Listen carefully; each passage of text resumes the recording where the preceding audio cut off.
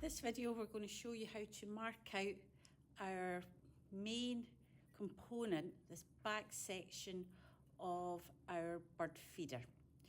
To do this, you're going to need 3 tools.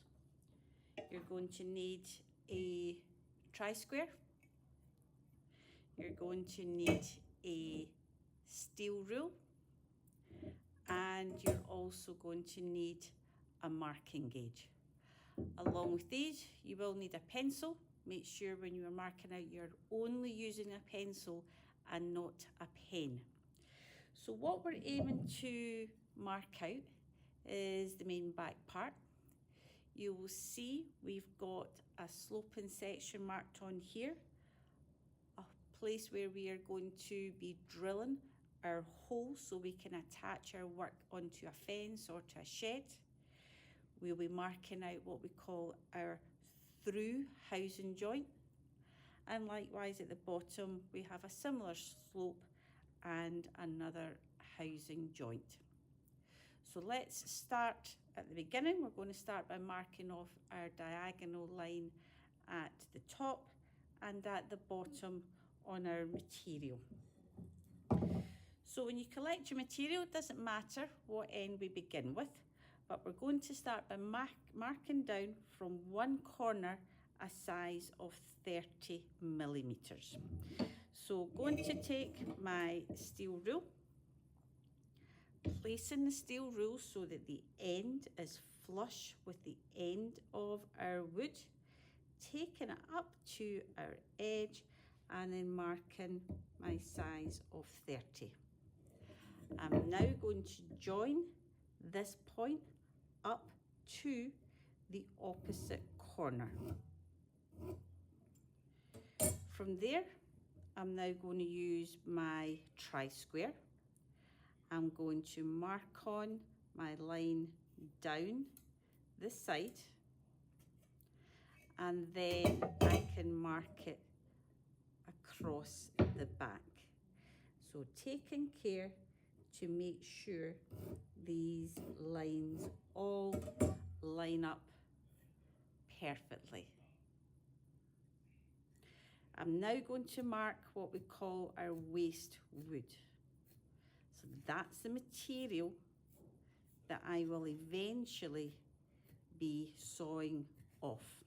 So that's the top part done. We're now going to repeat something similar at the bottom.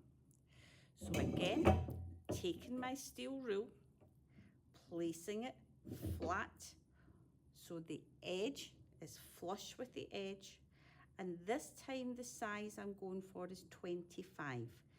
So I can see my 20, there's halfway, so there's my 25. Again, my mark's coming down. Tri-square next.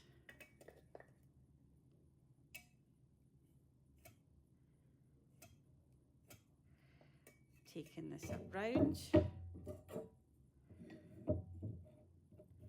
up to our corner, taking care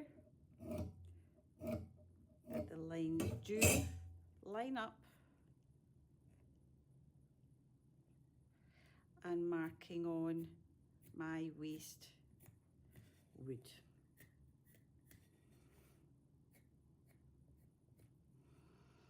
Okay, so that's the first part.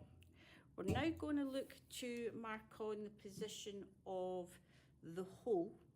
Okay, and this is where we'll be using the pillar drill to drill a hole. So we're needing to take a size down, and you'll notice I've got a line that goes straight across that I can put my measurements on. So this next size is 35. So again, steel rule, flush with the edge, and I'm going to come down 35 millimeters. A little line goes on the edge.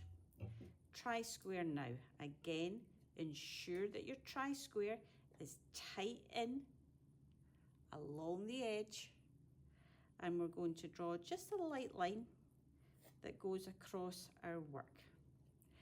The next measurement we're looking for is 25 millimeters. So I'm going to take that size in, should be halfway the spot where I'm going to be drilling my hole. Okay?